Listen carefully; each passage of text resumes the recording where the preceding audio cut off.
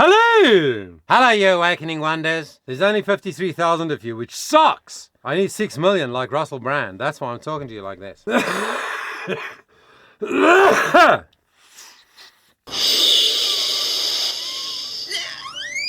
Okay. Grace VANDERWAAL sings The Impossible Dream, classic song, for Francis Ford Coppola at the 2024 Kennedy Center Honors.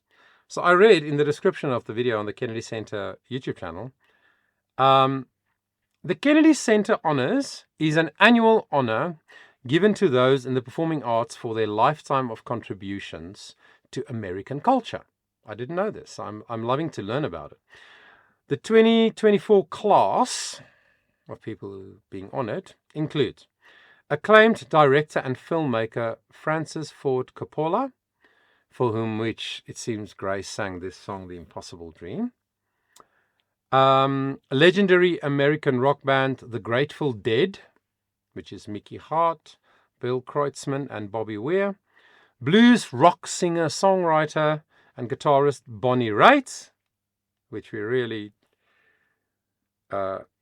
obviously really know who that is. Jazz trumpeter, pianist and composer Arturo Sandoval. And the Apollo, receiving a special honors as an iconic American institution. Ta-na-na, ta-na-na, ta-na-na, ta-ta.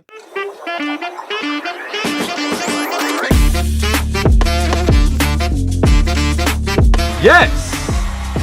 I love him so much. Cool boys, again connected but much more breath flowing. Don't want a mic stand just hanging around. Keep me where the light is. Yeah.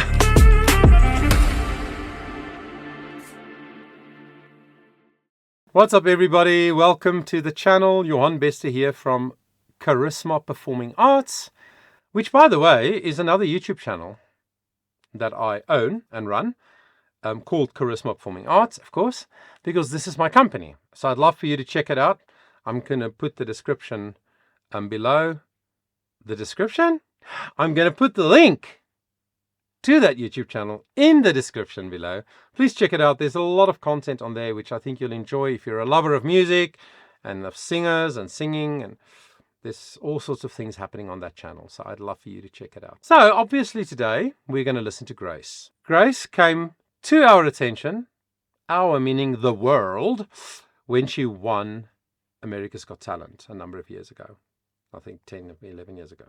9 years ago. But fun fact, her and her family and everybody else is pronouncing her surname incorrectly because her surname is actually Dutch.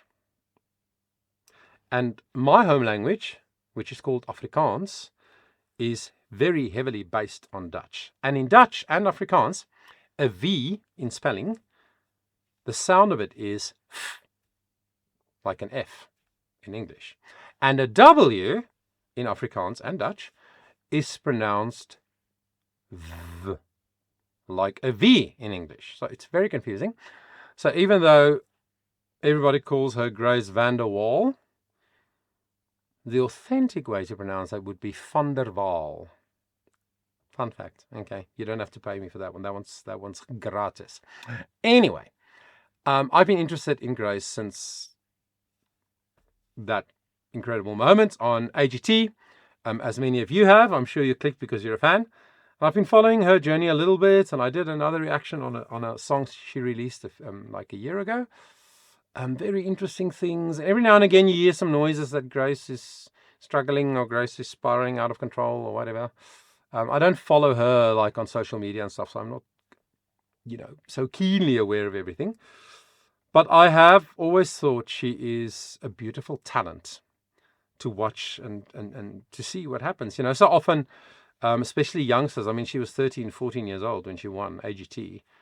So often youngsters who make it big at an early age, they struggle. They struggle to find their identity as an artist, a performer, a songwriter, and also just their general identity sometimes, because the money and the fame and everything that changes their life so rapidly just affects them. So I know what that's like. I've lived close to somebody who went through something like that as well.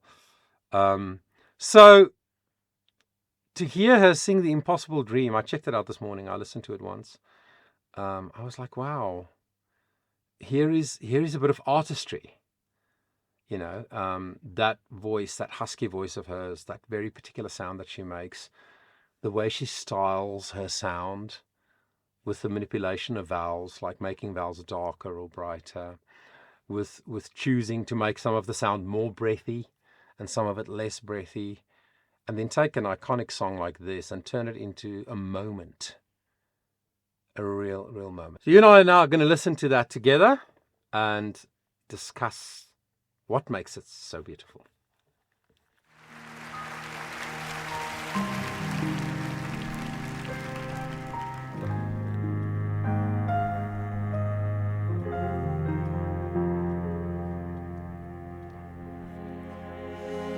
To dream the impossible dream, to fight the unbeatable foe, to bear with unbearable sorrow, to run where the brave dare not go.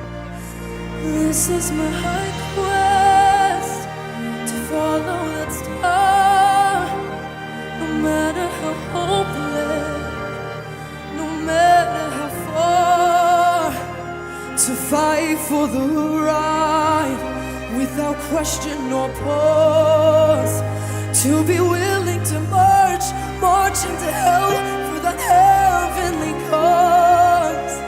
And I know if I'll only be true to this glorious quest, then my heart will lie peaceful and calm when I'm laid to my rest. Let's pause there quickly. Yeah, very low, E flat. To reach,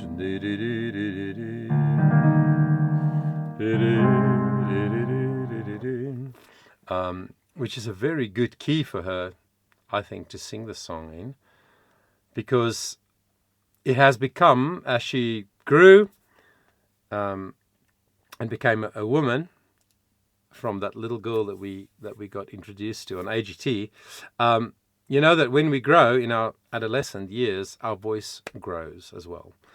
The muscles lengthen.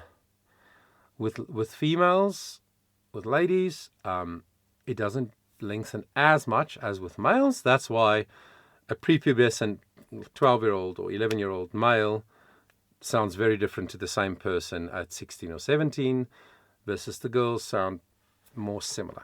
Okay, so but still, as she grew and her vocal folds grew, her lower register became such a beautiful place for her voice to sit. It's dark. She makes a very dark vowels here. To dream the impossible dream. Not like that, but like dark vowels. And it suits her. It suits her style. It suits the way she uses her voice. With that bit of a breathiness and that breathy cry now and again in the voice as well. Really, really beautiful. And she's very deliberate as well in when and how she chooses to make words shorter, like to run. She made run short, which is appropriate. It's a good choice in my opinion, because run is a short word. It's not run. It can be sung like that, but because it's spoken shortly, because it's a short sound when you speak it, to me it makes sense to choose to say to run, like short like that. But she's very deliberate with her choices. And this far it feels as if she's really connected to the song. You know, when you cover somebody else's song, when you do your version / cover a well-known song, you must try to make it sound like it's your song. That's when people really, really connect to that performance. So So far, I think she's doing that really well. And she went to the B flat 5 so far, not too high, but for her voice type, it's sitting in the upper part of her middle range, sort of low-high range register. But she's handling everything so well. Everything's under control, and so far it seems everything's deliberate, and everything is working out the way she planned it. So let's continue. Would be better for this than one man, scorned and covered in scars, stood strong with his last ounce of courage to reach the unreachable star.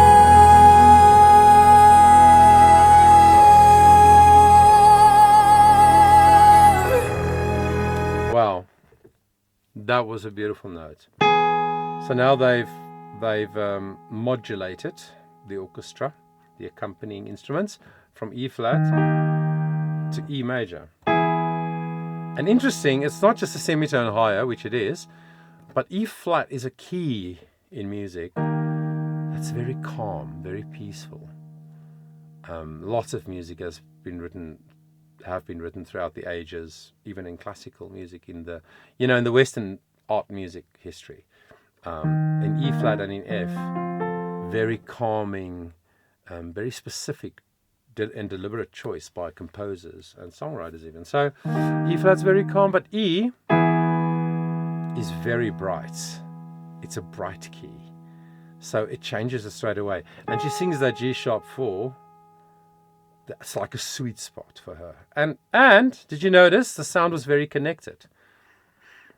Well, compared to the rest of the sound, which is often, a lot of it is a bit disconnected, meaning the vocal folds are not coming together fully, so you get that breathy, airy sound.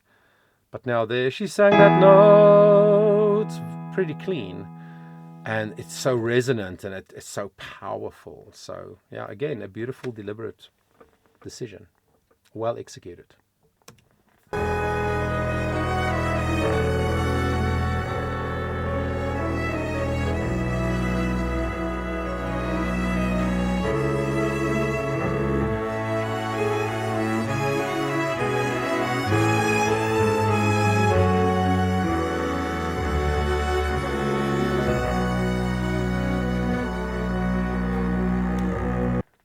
I just want to say, as a performer, as a singer, it is very difficult to stand there for about 30 seconds not singing. The orchestra is playing, there's this big instrumental interlude, call it what you want, and you just have to stand there and stay connected to the song, stay connected to the moment that you're busy creating, and especially at an event like this where it's a really significant moment, it's a huge event. It's not your solo concert where all your fans are. Very difficult to stand there for, I don't know, I didn't count how long, but it's a long instrumental. I think she did well to stay in the moment, to look down a little bit and then to come and look up a little bit. It's stagecraft. It's a skill that you develop over time. So well done. And I'll always dream the impossible dream. Yes, and I'll reach the unreachable star.